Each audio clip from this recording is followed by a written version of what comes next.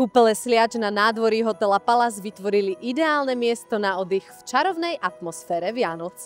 Počas adventu pripravili pestrý program s vianočnými trhmi, koncertmi a tvorivými dielňami pre všetky vekové kategórie. Dneska sme veľmi radi, že po takom 0.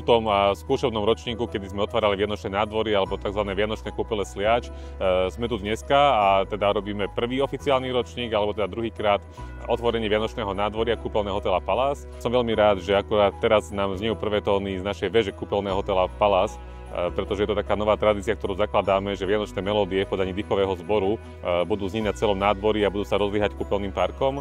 Okrem toho nás čakajú aj viaceré ešte koncerty a také rôzne ďalšie kultúrne podujatia, o ktorých sú informácie na našej stránke a o tých informujeme tak v rámci celého roka alebo celého tohto adventného obdobia. K takým najvýraznejším interpretom, ktorí tu budú koncertovať počas adventného obdobia, patrí Jana Kiršner alebo aj Richard Miller, ktorý bude mať svoj koncert 17. decembra v kine kúpeľného hotela Palace. A celé takéto vianočné obdobie preklonieme až do Silvestra, kedy organizujeme silvestrovský večer pre celé rodiny a na tento je možné sa tiež ešte prihlásiť, rezervovať a stráviť aj posledný deň roku v kúpele Sliač. A to je také završenie celého roka, kedy sa chceme poďakovať všetkým tým, ktorí navštevovali kúpele Sliač, najmä veľmi v lete, ale teraz vytvárame to prostredie, aby sme sa to mohli stretávať aj v zimnom období.